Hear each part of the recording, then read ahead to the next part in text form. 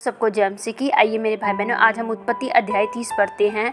जब राहेल ने देखा कि याकूब के लिए मुझसे कोई संतान नहीं होती, तब वह अपनी बहन से डाहा करने लगी और याकूब से कहा, मुझे भी संतान दे, नहीं तो मैं मर जाऊंगी। तब याकूब ने राहेल से क्रोधित होकर कहा, क्या मैं परमेश्वर हूँ? तेरी कोख तो उसी ने बंद कर रखी है। राहेल ने कहा, अच्छा, मेरी दासी हाजिर है, बिल्हा, उसी के पास जा और मेरे घुटने पर वह जनेगी और उसके द्वारा मेरा भी घर बसेगा। तब उसने अपनी दासी बिल्हा को दिया और वह उसकी पत्नी हो गई। और वह उसके पास गया और वह बिल्हा गर्भवती हुई और याकूब से उसके एक पुत्र उत्पन्न हुआ। तब राहेल ने कहा, परमेश्वर ने मेरा न्याय चुकाया और मेरी सुनकर मुझे एक पुत्र दिया, इसलिए उसने उसका नाम दान रखा। राहेल की दासी बिल्हा फिर गर्भवती हुई और याकूब से एक पुत्र और उत्पन्न हुआ।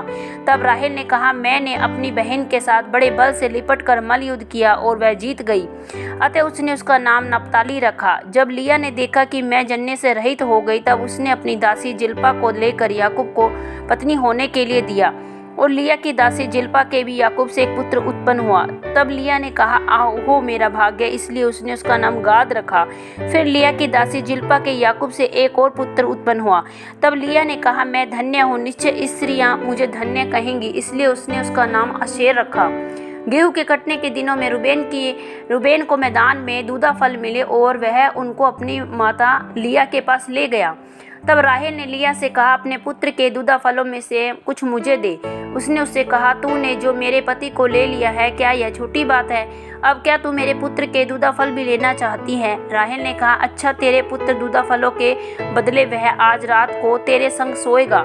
सांझ को जब याकूब मैदान में आ रहा था, तब लिया उससे भेंट करने को निकली और कहा, तुझे मेरे ही पास आना होगा, क्योंकि मैंने अपने पुत्र के दूधा फल लेकर तुझे सचमुच मोल लिया है। तब वह उस रात को उसी के संग सोया। तब परमेश्वर ने लिया की सुनी और वह गर्भवती हुई और याकूब से उसका 5वां पुत्र उत्पन्न हुआ। तब लिया ने कहा, मैंने जो अपने पति को अपनी दासी दी, इसलिए परमेश्वर ने मुझे मेरी मजदूरी दी है, इसीलिए उसने उसका नाम इसाकर रखा। लिया फिर गर्भवती हुई और याकूब से उसका 6वां पुत्र उत्पन्न हुआ। तब लिया ने कहा, परमेश्वर ने मुझे अच्छा दान दिया है, अब की बार मेरा पति मेरे संग बना रहेगा, क्योंकि मेरे उससे 6 पुत्र उत्पन्न हो चुके हैं, इसलिए उसने उसका नाम जबूलून रखा। तत्पश्चात उसके एक बेटी भी हुई, उसने उसका नाम दीना रखा।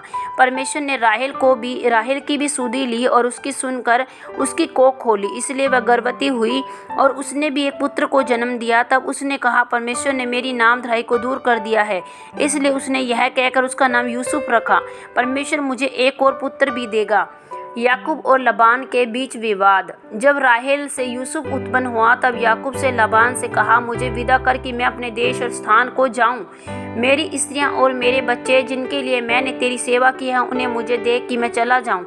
तो तू तो जानता है कि मैंने तेरी कैसी सेवा की है। लाबान ने उससे कहा, यदि तेरी दृष्टि में मैंने तुझसे अनुग्रह पाया है तो यही रह जा, क्योंकि मैंने अनुभव से जान लिया है कि यहोवा ने तेरे कारण से ही मुझे आशीष दी है।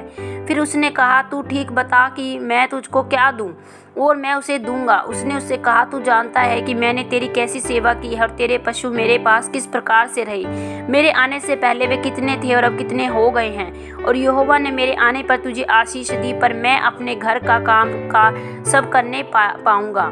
उसने फिर कहा, मैं तुझे क्या दूं? याकूब ने कहा, तू मुझे कुछ न दे, यदि तू मेरे लिए काम करे तो मैं फिर तेरी भेड़ बकरियों को चराऊंगा, उनकी रक्षा करूंगा। मैं आज तेरी सब भेड़ बकरियों के बीच होकर निकलूंगा, और जो भेड़ या बकरी चितवाली या चितकबरी हो और जो भेड़ काली हो और जो बकरी चितकबरी और चितवाली हो, उन्हें मैं अलग कर रखूंगा और मेरी मजदूरी में वे ही ठहरेंगी। और जब आगे को मेरी मजदूरी की चर्चा तेरे सामने चले, तब धर्म की यही साक्षी होगा, अर्थात बकरियों में से जो कोई नए चितकवाली और चितकबरी हो और भेड़ों में से जो कोई काली न हो, यदि मेरे पास निकले तो चोरी की ठहरेंगी।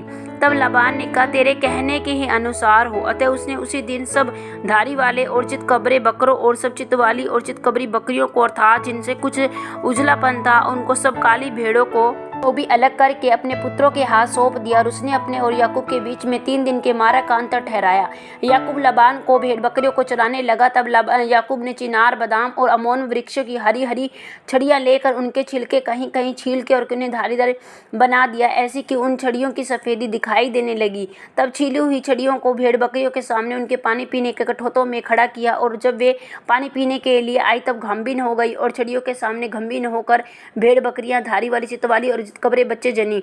तब याकूब ने भेड़ों के बच्चों को अलग अलग किया और लबान की भेड़ बकरियों के मुंह को चितवाली और सब काले बच्चों की ओर कर दिया और अपने झुंडों को उनसे अलग रखा। लबान की भेड़ बकरियों से मिलने न दिया। और जब जब बलवंत भेड़ बकरियां गंभीर होती तब याकूब उन छड़ियों को कठौती में उनके सामने रख देता था, जिससे वे छड़ियों को देखते हुए गंभीर हो जाएं। और पर जब निर्बल भेड़ बकरी गंभीर होती तब उन्हें उनके आगे नहीं रखता था। इससे निर्बल लाबान की रही और बलवंत याकूब की हो गई। इस प्रकार वह पुरुष अत्यंत धनाढ्य हो गया और उसके बहुत सी भेड़ बकरियां और दासियां और दास और ऊंट और गधे हो गए। आमीन। प्रभु आप सबको उत्पत्ति सुने जाने और पढ़े जाने पर बहुतायत से आशीष और बरकत दे। सबको जय मसीह की।